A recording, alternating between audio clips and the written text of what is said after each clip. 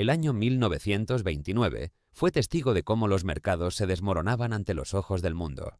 Las fortunas se esfumaban en el aire, los bancos colapsaban uno tras otro, y millones de personas lo perdían absolutamente todo.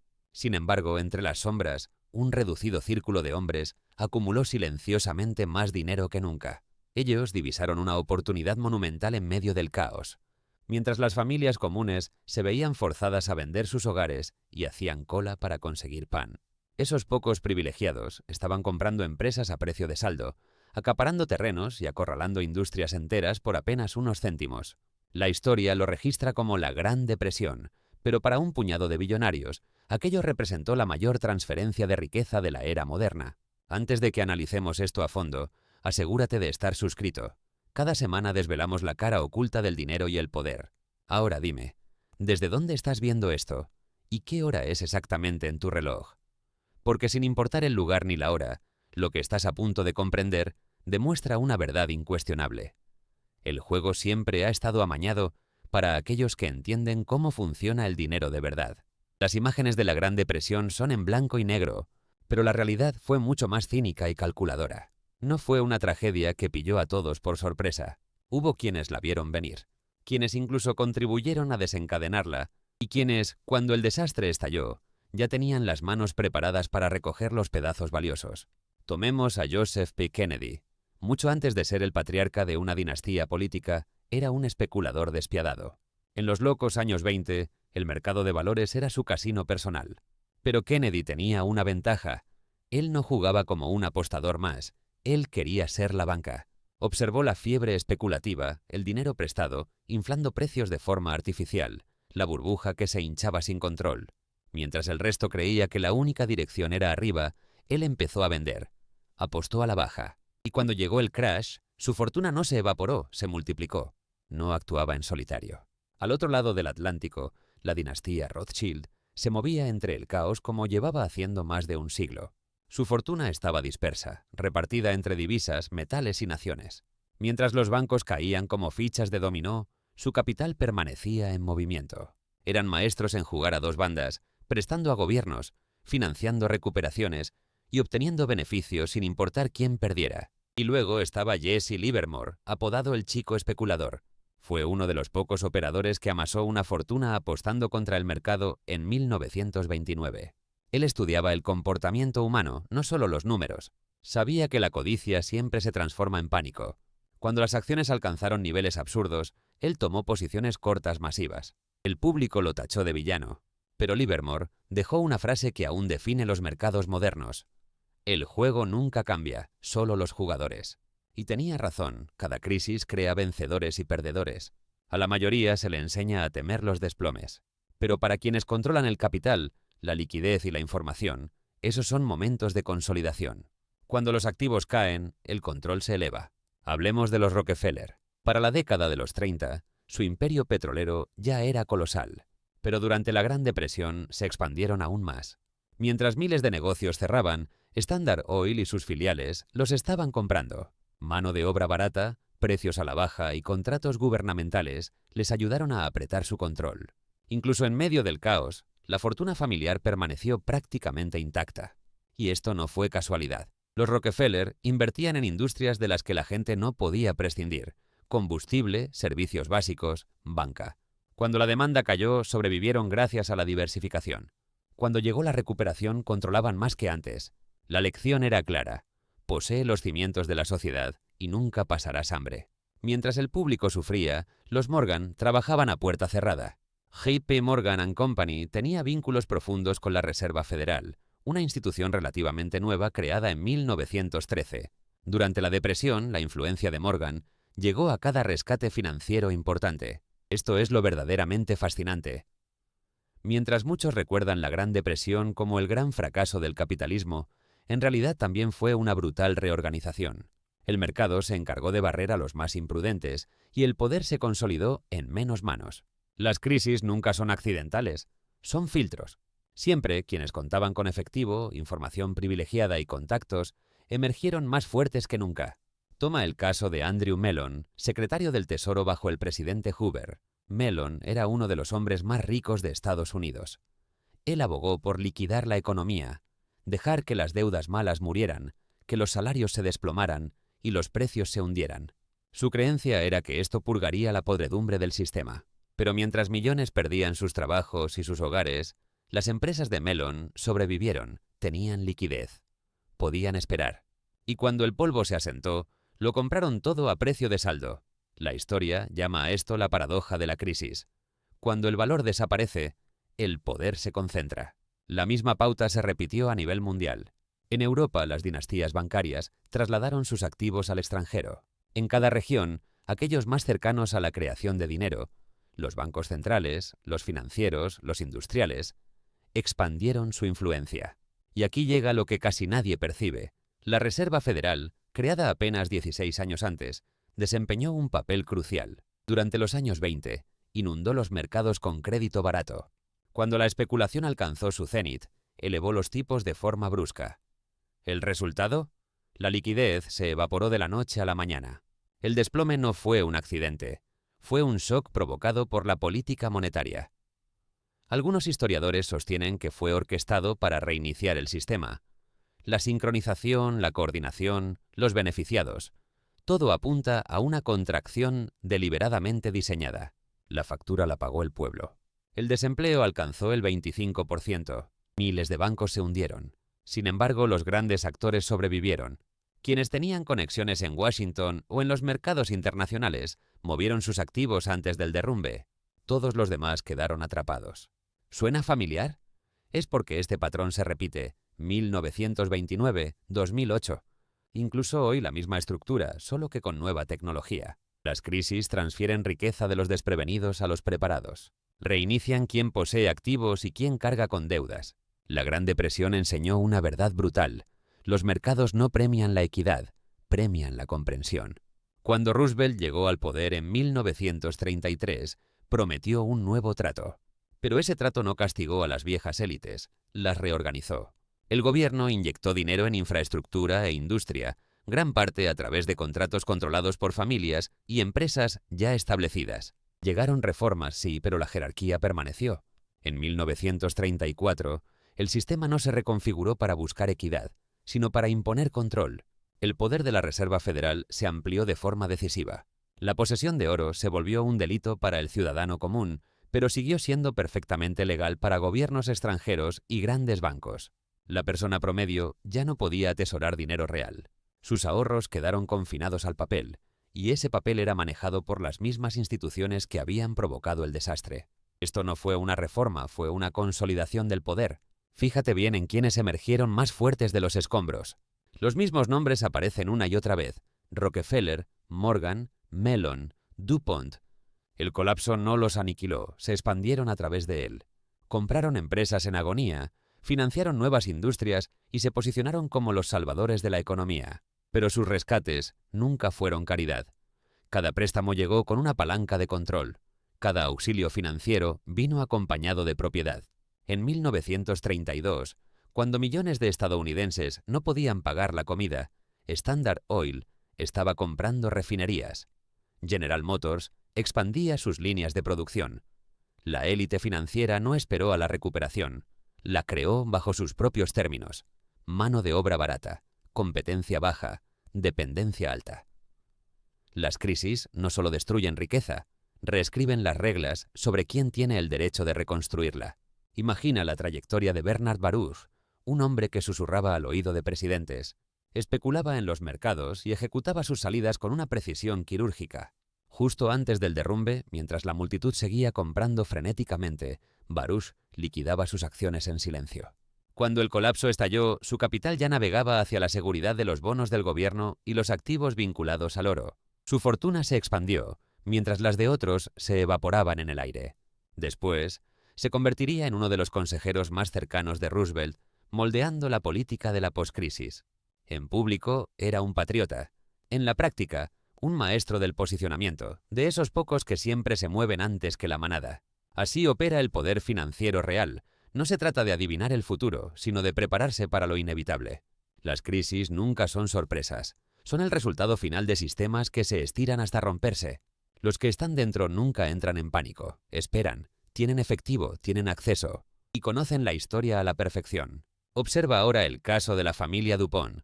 Comenzaron con la pólvora, después dominaron la industria química. Cuando llegó la guerra, sus arcas se llenaron. Cuando llegó la paz, diversificaron. Durante la Gran Depresión, mientras el resto se aferraba al dinero en efectivo, ellos adquirieron compañías en textiles, plásticos y componentes automotrices. Mientras tanto, el ciudadano común quedaba atrapado en la trampa. Los agricultores veían cómo sus tierras se esfumaban. Los propietarios de viviendas no podían pagar sus hipotecas. Los bancos pequeños se derrumbaban ante la estampida de clientes retirando su dinero. Pero cada derrumbe tenía un comprador esperando, alguien con capital listo para intervenir. Este es el motor oculto de toda crisis. Los activos no desaparecen, simplemente cambian de dueño. La misma historia se repitió en el sector inmobiliario. Por todo el país los embargos se dispararon. El valor de las propiedades se desplomó a la mitad o incluso más. Para los ya adinerados, aquello fue una venta única en la vida. Compraron edificios en el centro de las ciudades, tierras de cultivo y fábricas por monedas. Cuando llegó la recuperación, la simple revalorización de esos activos multiplicó su riqueza de forma obscena. La concentración también se apoderó de los medios de comunicación. Periódicos en apuros fueron adquiridos por intereses poderosos que moldearon la percepción pública. Se difundieron narrativas de recuperación y confianza, mientras las políticas giraban en silencio hacia la seguridad corporativa.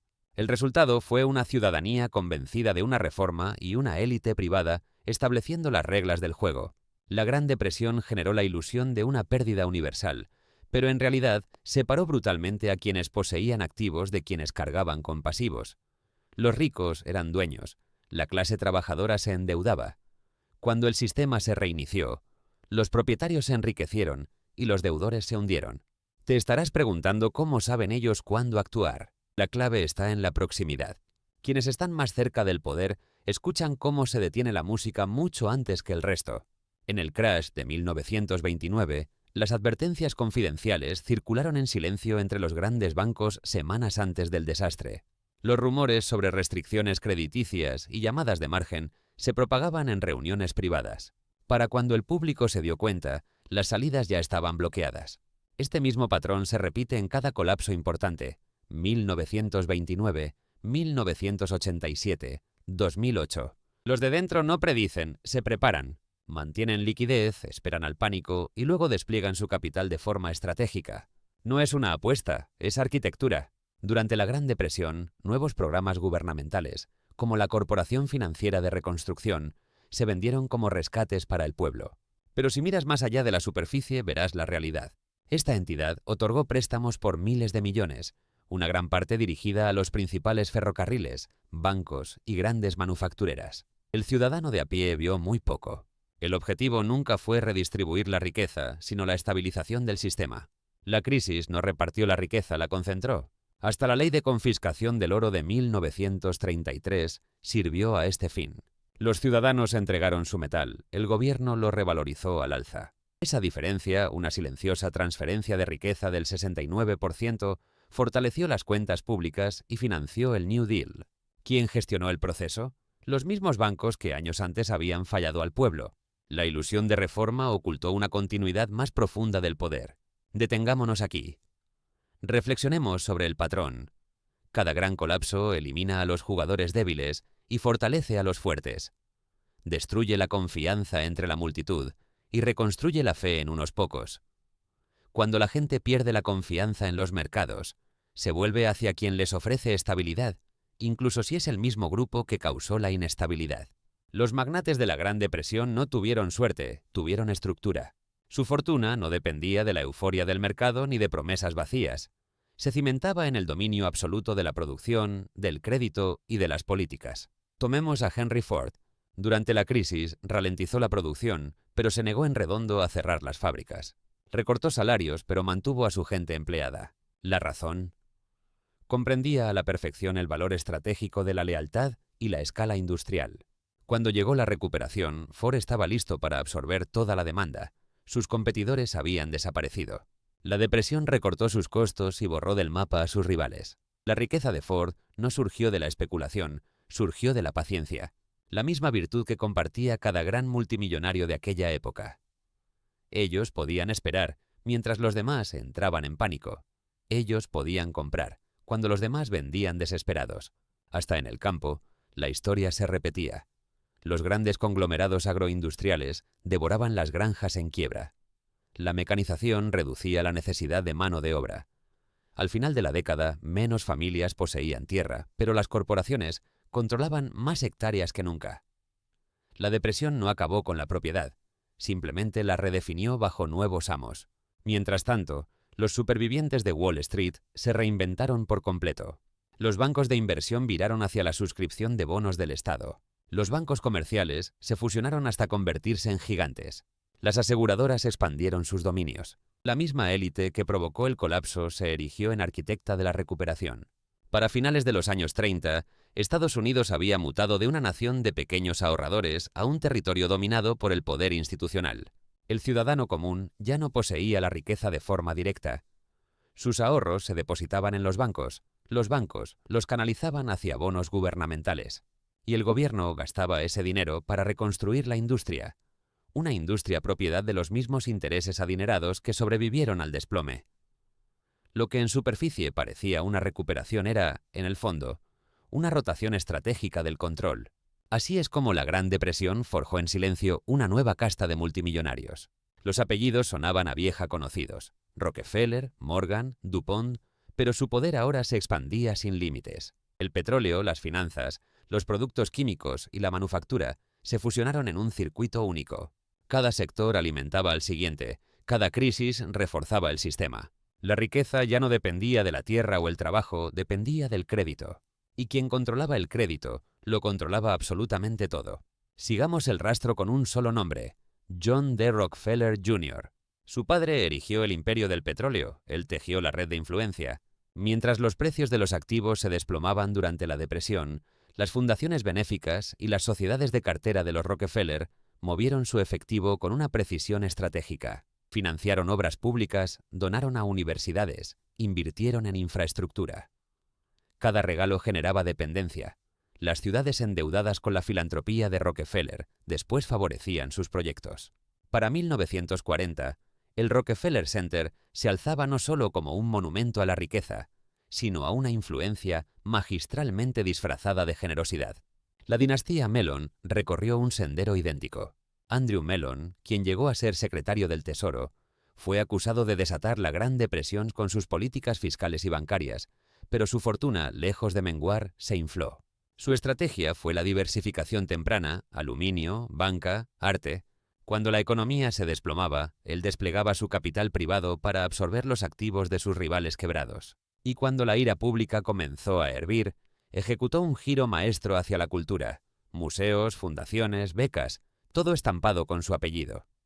Así lavó su reputación mediante la filantropía, mientras el control real de su imperio permanecía intacto en sus manos. Ese modelo se convirtió en el manual de operaciones para los multimillonarios de hoy. La caridad no es una pérdida, es una palanca. Compra acceso, buena voluntad y alivios fiscales. En los años 30, esto fue una revelación. Hoy es simplemente el protocolo estándar. La lección del crack del 29 no fue dejar de especular, fue poseer algo tangible. Los más ricos dejaron de jugar con acciones para apoderarse de empresas, patentes y recursos naturales. No apostaron por los precios, compraron sistemas completos. Mientras al resto de la población se le enseñó justo lo contrario: trabajar, ahorrar y confiar en promesas de papel. Una brecha que jamás se ha cerrado. La intervención estatal aceleró esa división. Los programas del New Deal de Roosevelt crearon millones de empleos, pero esos puestos construyeron activos que terminaron en manos del capital privado. Las presas, las carreteras y las centrales eléctricas necesitaban proveedores: acero de Carnegie, petróleo de Standard, maquinaria de General Electric. El gasto público circuló por canales privados. La economía se recuperó, pero la propiedad no se democratizó. Estados Unidos se preparaba para una nueva guerra en 1939, y una vez más, quienes controlaban los medios de producción se posicionaron para el gran botín. La consolidación de la era de la depresión había dejado un panorama de pocas y gigantescas firmas, capaces de absorber los mastodónticos contratos gubernamentales de la noche a la mañana. La Segunda Guerra Mundial se convirtió así en el acto final del reseteo financiero, transformando la deuda de los años de miseria en un crecimiento impulsado por el conflicto. He aquí la incómoda realidad: la Gran Depresión no destruyó el capitalismo, lo perfeccionó. Actuó como una poda brutal, eliminando a los pequeños jugadores, reconectando las reglas del juego y estableciendo un modelo en el que cada crisis conduce, inevitablemente, a una mayor concentración. Cada gran sacudida económica desde entonces ha seguido el mismo patrón. Observen 2008. La lógica fue idéntica. Bancos pequeños se desmoronaron, los gigantes se fusionaron, los gobiernos rescataron al sistema. Los precios de los activos se desplomaron para luego dispararse. El resultado, una riqueza aún más concentrada en menos manos. El mecanismo no ha cambiado desde los años 30, solo ha incrementado su escala. Ahora detente y analiza la psicología. En los momentos de colapso, el miedo es el que manda. La gente anhela estabilidad por encima de todo. Los multimillonarios no venden estabilidad, se convierten en ella. Durante la Gran Depresión, las familias confiaban en las gasolineras de Rockefeller, en los bancos de Morgan, en los coches de Ford. Aquello no eran marcas, eran salvavidas. La confianza se convirtió en la moneda de cambio, y los ricos lo entendieron mejor que nadie. Incluso las políticas jugaron a su favor. La Ley de Valores de 1933 y la Ley Bancaria de 1933, la famosa Glass-Steagall, prometían reformas, pero su aplicación dependía de los propios iniciados. Wall Street se adaptó al instante, creando nuevos instrumentos para sortear las reglas. Las mismas firmas que vendieron valores basura en 1929 se habían convertido en instituciones reguladas para 1935, con garantías del gobierno respaldando sus depósitos. El mensaje era claro. Cuando eres lo suficientemente grande como para amenazar al sistema, el sistema termina protegiéndote. Por eso, los magnates de la Gran Depresión no fueron villanos al uso. Fueron supervivientes de un juego que ellos mismos ayudaron a diseñar. Las reglas no eran justas, pero sí eran predecibles. Quienes dominaban el apalancamiento, el momento oportuno y el crédito, siempre ganaban. Cuando llegó la recuperación, la desigualdad ya estaba grabada a fuego. El 1% más rico controlaba más riqueza que antes del colapso. Pero la narrativa cambió por completo. En lugar de varones ladrones, el público comenzó a ver arquitectos de la América moderna. Financiaron arte, erigieron universidades y dieron empleo a millones. Las mismas familias que antes provocaban indignación, ahora cosechaban admiración. Esa transformación no fue natural, fue calculada. La Gran Depresión se transformó en un mito de ruina y salvación, pero la realidad fue otra muy distinta. Lo que vivimos fue una reestructuración brutal. Fortunas antiguas fueron puestas a prueba, sí, pero no pulverizadas, mientras que nuevas riquezas brotaban del caos. Cada activo arrasado se convirtió en una oportunidad de compra. Cada banco que quebraba terminaba absorbido en una fusión. Para la década de los 40, Estados Unidos entraba en su era dorada. No porque la depresión hubiese terminado, sino porque había redefinido para siempre el concepto de propiedad. Fue el pueblo quien reconstruyó la nación, y fueron los multimillonarios quienes terminaron siendo los dueños de lo reconstruido. Este es el plan oculto para amasar fortuna en medio del desastre. Mantén liquidez cuando todos están sobreendeudados. Compra activos cuando el pánico alcance su cenit. Influye en las políticas para proteger tu tamaño. Y reempaqueta tu poder como un servicio público. Eso es justo lo que los magnates de la Gran Depresión perfeccionaron. La economía despegaba y la maquinaria bélica se aceleraba. Fue entonces cuando los cimientos forjados en la Gran Depresión mostraron su verdadera fuerza. Los magnates que sobrevivieron al colapso ahora dominaban industrias vitales para la guerra: el acero, el petróleo, la banca, los automóviles, los productos químicos. La administración de Roosevelt dependía de estas redes. Los contratos fluyeron hacia quienes ya estaban establecidos, no por favoritismo, sino porque eran los únicos que seguían en pie. La Standard Oil de Rockefeller suministró combustible a las fuerzas aliadas. DuPont fabricó pólvora y materiales sintéticos. General Motors construyó tanques y motores. La depresión había eliminado a la competencia, y la guerra entregó a los supervivientes el premio definitivo, una expansión respaldada por el gobierno. Su fortuna se multiplicó de nuevo, pero esta vez bajo la bandera del patriotismo. Este capítulo selló una verdad que aún perdura: las crisis concentran el poder. En tiempos normales, los mercados reparten la riqueza, pero en las emergencias la acaparan. Cuando los sistemas crujen, la sociedad se inclina ante quienes tienen capital y capacidad. La Gran Depresión forjó el mito de los multimillonarios indispensables, esos que podían salvar a la nación invirtiendo cuando nadie más podía. Un mito que aún hoy protege al poder de cualquier escrutinio. Tras la guerra, esas fortunas remodelaron el orden mundial. Los acuerdos de Bretton Woods, en 1944, erigieron al dólar estadounidense como la moneda de reserva global. Las élites financieras de Estados Unidos pasaron a influir no solo en la recuperación doméstica, sino en el comercio y el crédito internacional. Banqueros de Wall Street asesoraron a gobiernos, financiaron la reconstrucción y fijaron los términos de la deuda de posguerra. La misma clase que medró en la depresión ahora administraba la prosperidad. Su influencia traspasó el mundo empresarial. Financiaron laboratorios de ideas, universidades y fundaciones políticas. Estos centros formaron a la próxima generación de líderes y economistas, quienes asimilaron una lógica donde el capital era lo primordial. Al moldear la educación, determinaron cómo la sociedad percibe el valor, el progreso y la justicia. Así es como el poder perdura, no acumulando riqueza, sino definiendo las ideas que la rodean. Podrías creer que el ciclo terminó ahí, pero no fue así. Cada crisis moderna replica el patrón de los años 30. En 1973, con el shock petrolero, las empresas energéticas se fortalecieron. En 2008, los gigantes financieros se consolidaron. En 2020, las plataformas tecnológicas se expandieron mientras los pequeños negocios desaparecían. La escala varía, pero el resultado final permanece inalterable. Los magnates de la Gran Depresión le dieron una lección magistral a la élite moderna sobre cómo transformar el caos en una catapulta. Demostraron que la liquidez en medio del pánico se traduce directamente en dominio cuando llega la recuperación. Comprendieron que el control de la narrativa, a través de la filantropía, los medios y la educación, pesa tanto como los números en un balance. Y dejaron claro que una reforma, si es dirigida desde dentro, no desmonta el sistema, sino que lo fortalece. Para el ciudadano de a pie, la enseñanza es incómoda. Cada colapso que sufres termina trasladando la propiedad hacia arriba. Cada rescate que aplaudes consolida las estructuras ya existentes. La brecha de riqueza no es un accidente, es el resultado predecible de respuestas calculadas al estrés del sistema. Pero la conciencia altera la ecuación. Cuando comprendes cómo se comporta el capital bajo presión, logras ver a través de la ilusión de equidad. Dejas de confundir la recuperación con la igualdad y comienzas a cuestionar quién se beneficia cuando los sistemas se reinician. Así que la próxima vez que escuches sobre un desplome bursátil, una crisis monetaria o una recesión global, recuerda el modelo de la Gran Depresión. Los multimillonarios no huyeron, avanzaron. No entraron en pánico, planificaron. La tragedia no fue que millones sufrieran. La tragedia fue que quienes causaron el sufrimiento fueron recompensados por sobrevivir a él. Los libros nos cuentan la Gran Depresión como una época de ruina, pero en realidad fue una transferencia masiva, un traspaso de riqueza desde las manos de muchos hacia los bolsillos de unos pocos.